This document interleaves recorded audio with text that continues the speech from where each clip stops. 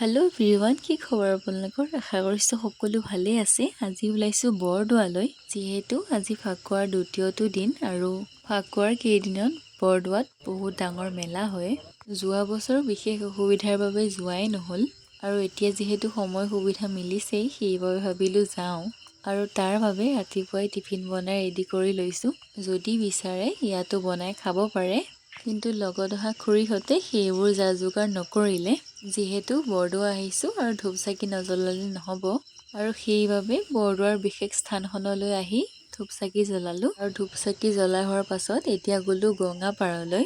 ভাবিলোঁ পেট পূজাটো কৰি লওঁ, তাৰপাছত কি হ'ব দেখা যাব।